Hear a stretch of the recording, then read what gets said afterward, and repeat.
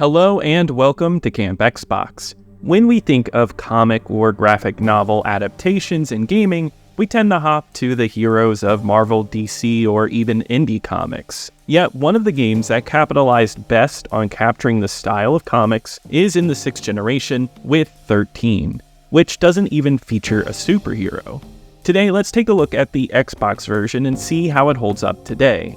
I'll give you its history, lasting impact, and a review. All footage was captured off of an original Xbox, and I want to thank all my YouTube channel members for their support, but let's go ahead and hop into this one.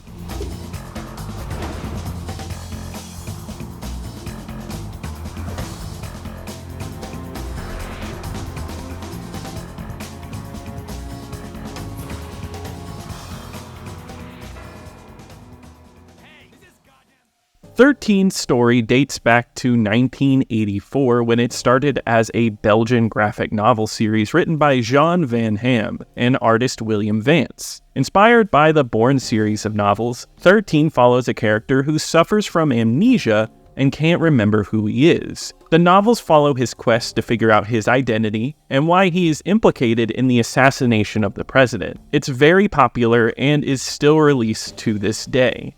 It was a success in its original French language and has since been translated into many languages, with it getting translated to English in 1989. In early 2002, Ubisoft announced it would develop and publish a cel-shaded first-person shooter based on the XIII property. It was to be released in early 2003 and was shown off at E3 2002. Outlets like IGN and GameSpot were excited, saying it was the most refreshing shooter at E3 that year. Yet it was delayed till late 2003 to add console-specific features and a polished gameplay. As 2003 came around, they would show some gameplay off at events and host events where people could playtest it. Actors David Duchovny and Adam West were announced as voice actors, giving this game a Hollywood touch. As the launch got closer and closer, there was plenty of hype to get a hold of this game, with a good amount of coverage and videos around gaming websites at the time. A fun Xbox contest was held called the 13 Days of Christmas, where if you played 13 hours of Xbox Live, you were entered into a competition to get 13 for free with a total of 50 winners. I would love to hear from people who won this contest, so if you were one of the few 50, let me know. In North America, XIII would be released on November 18, 2003 for the Xbox, PC, and PS2. The GameCube version would be released on the 25th, and all versions would be released on the 28th in Europe. I've had light experience with XIII over the years. I've played a little multiplayer and some of the story on PS2, but I've never really dug into it. So I thought, why not give this one some full attention? I played through it recently, and let me tell you how I felt about it, starting with the plot. How are you feeling? Still no memory? I found this key in your pocket. Ever heard of Winslow Bank? Here. Who's that?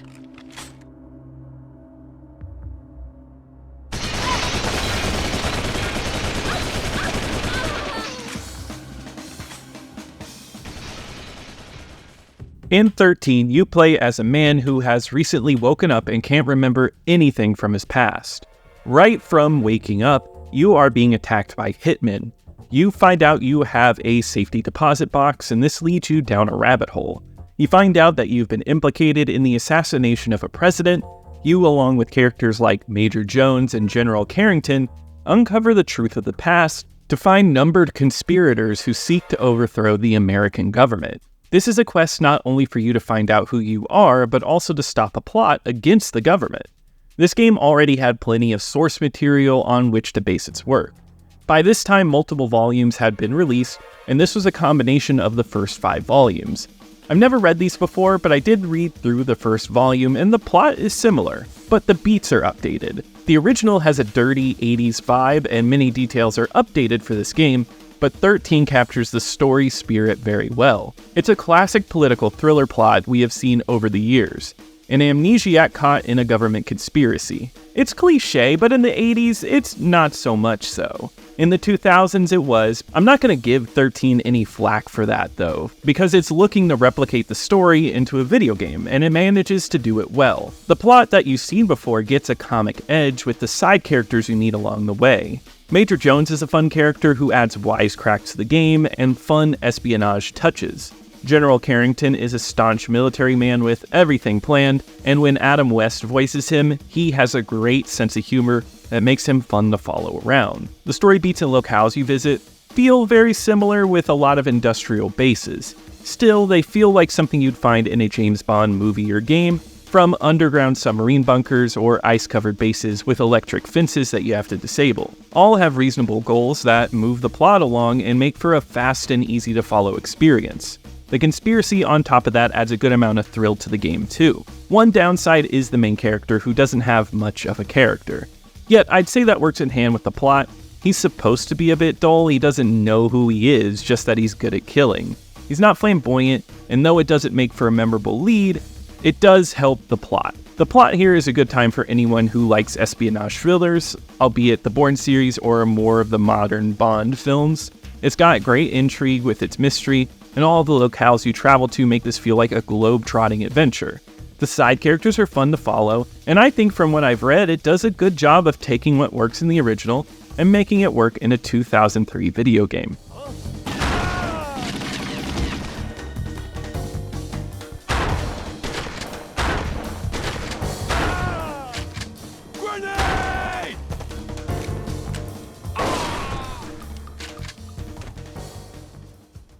XIII is a first-person shooter with plenty of action and shooting. Yet, it does mix in a good amount of stealth to help bring variety to its gameplay. The game is level-based, and you generally have a goal, and these tend to change. Like for one, you might be planting bugs stealthily in a tent to overhear a private conversation. You also might have to escape a bank by shooting all the hitmen after protecting the bank guards. Level variety is excellent here, especially when considering that you do many different things. The gameplay remains the same with its shooting mechanics, but it's how you go about it in levels that changes it, and it's energetic. I love how each level incorporates different ways to use gadgets at your disposal. There's not a ton of gadgets, but that helps make sure that more time is given to each one.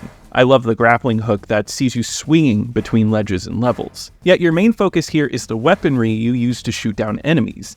The first-person shooting in this game feels on point, accurate, and plain fun. You know I always love a good first-person shooter this era, and this is another solid playing one.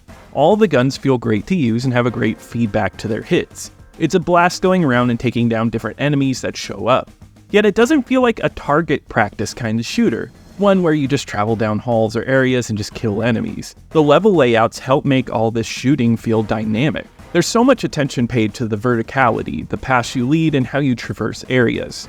Sometimes it's a surprisingly open-ended game, like the base where you must turn off switches around the camp. You can choose the path to each one however you wish, and there are plenty of ways to take it.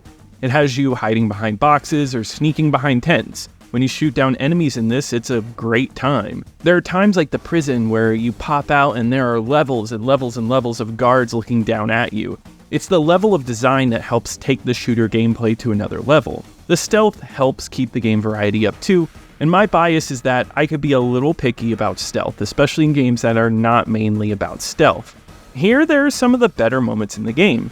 It's challenging but satisfying to hit an enemy on a guard tower, allowing you to progress or sneak behind someone, or picking up a chair and knocking them out. The mechanics are all there, and I don't think there are any moments where you feel like you failed because you don't have vision cones or because there's no minimap.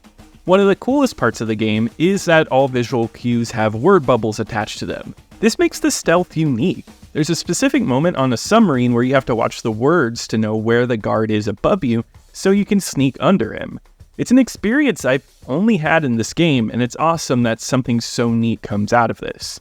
One downside for me though is the checkpoints. There is a checkpoint system, but it is light. Many levels will have large set pieces that go on for quite a bit, and the checkpoints can be few and far between.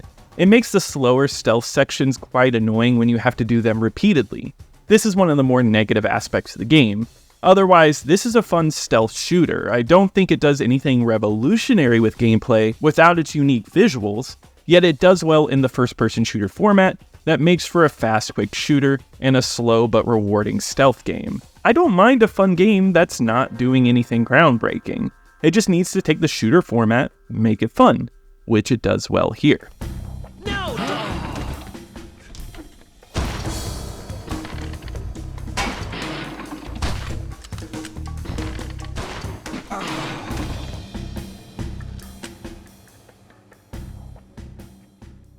The best element of 13 is without a doubt its visuals. 13 adopts a cel-shaded style similar to something like Wind Waker or Jet Set Radio Future, yet 13 takes more of a comic book approach than those games, taking its source material and bringing it to life into a video game. It uses elements like a comic strip showing off headshots in the corner and moving picture by picture to show it in detail.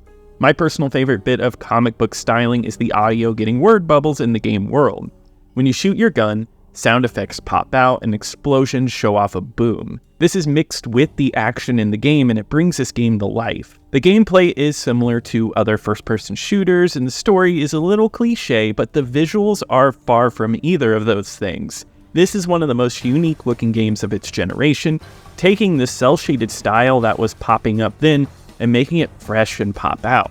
It all looks great on the Xbox too, as it supports 480p and widescreen, and the definition looks crisp. The bright colors stand out here, and the character models look excellent. The environments do a good job of popping as well, and the use of the lines with the open space gives off the feeling of being in a 3D comic book. We've seen this style explored, but not in a first-person shooter at this time, and it's stunning.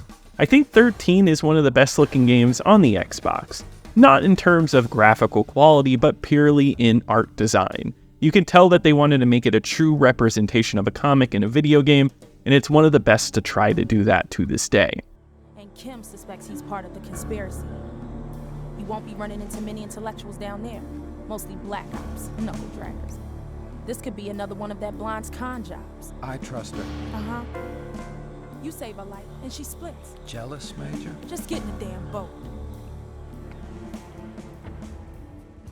The audio works extremely well, and that is largely due to how well it complements the game's visuals.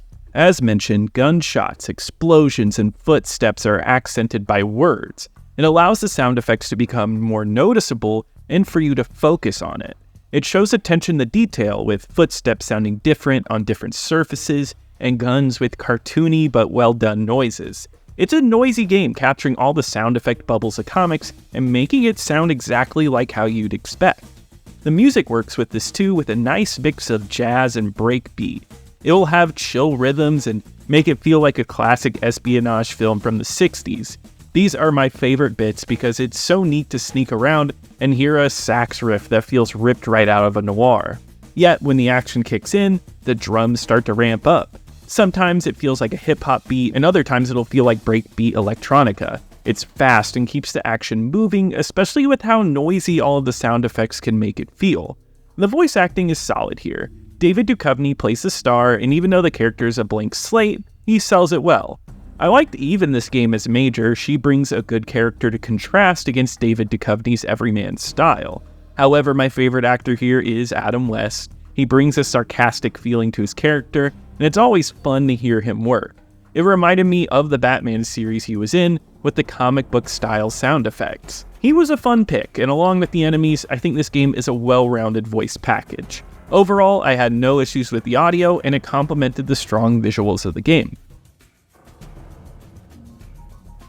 13 had Xbox Live support back in the day, and it's one of the games supported by the Xbox Live replacement service Insignia.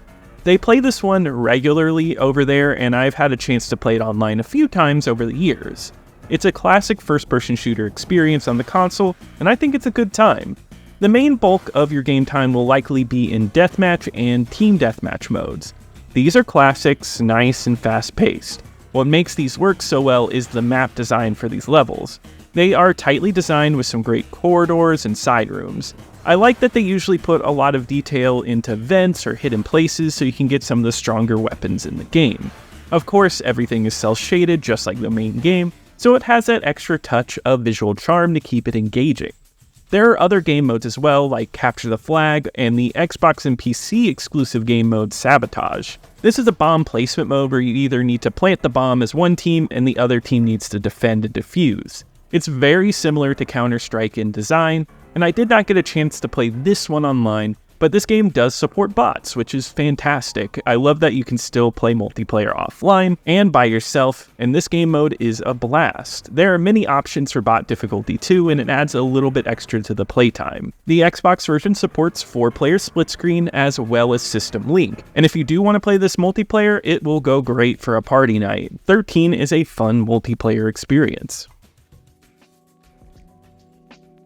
13 has become one of my favorite looking and playing multi-platform shooters of the 6th generation. It has fun shooting mechanics and a decent enough story, but the strong style makes it an even better package. The look is sleek and feels ripped right out of comic books, and the sound work is impeccable and it makes for a memorable package. The shooting is a blast. Even if it's not doing anything incredibly new for the time period, it really doesn't have to. It just feels good to play, and the plot's cast helps make the story stand out. I think the checkpoint system is a little annoying, but not enough to ruin a good time. 13 is a fun shooter that I recommend checking out or revisiting. On my ranking list of every original Xbox game I've covered on the channel, this is going to go in at 21 out of the 95 games that I've covered. It goes above Mark Echo's Getting Up because I do think 13 is more memorable visually, but I'm going to put it under Stubbs the Zombie because as far as story content goes, Stubbs the Zombie stands out far more. When 13 was released, it received average reviews on Metacritic with a score of 74 out of 100 for the Xbox version. Some loved it, but others were a bit more mixed about it. GameSpot gave it a 6.4, saying that it looked great, but the gameplay wasn't as strong as other shooters. Electronic Gaming Monthly gave it 3 6.5 scores, stating that the gameplay was mundane. On the higher end, IGN gave it an 8, saying that the combat was simple, but the story was excellent. Official Xbox Magazine was more positive in their holiday 2003 issue, where they gave it an 8.8, loving the graphics and they thought it was fun, but found the level design bland. After its release, it didn't seem to sell well. Ubisoft said it was a brutal end of the year with this game and Beyond Good and Evil being sales disappointments. There were multiple times where the developers remarked that a sequel is planned, but that never came to fruition. Yet it was a cult classic growing. I remember hearing about this one a lot years after its release by a few dedicated fans who felt like it was unique for the time. Yet the only real return for the franchise in gaming we got was a mobile game sequel and a hidden object title. Yet over time, this game grew more and more fans, very similar to how Beyond Good and Evil became. In 2019, it was announced that a remake was being developed and it was going to be out by 2020. And I never got to play this one, but it was destroyed critically and by fans. Reading from reviews, it was very messy and a buggy experience for many, but I have heard that it's been improved by patches today. The comic series does still continue on though, and there are fans still there. On Backlogged, it holds a 3.3, and if you look through the reviews, it has plenty of fans, and I know there's still many out there who would like to see a good return for the franchise, including myself. But that does wrap it up for today. If you enjoyed this video, please leave a like as it really helps out the channel. Comment below if you're interested in this game, if you hated it, and be sure to let me know what I should cover next. Subscribe to keep up with the retro Xbox content, and I want to give a huge shout out to my YouTube channel members. Thank you so much for your support, and I'll see you here next time at Camp Xbox.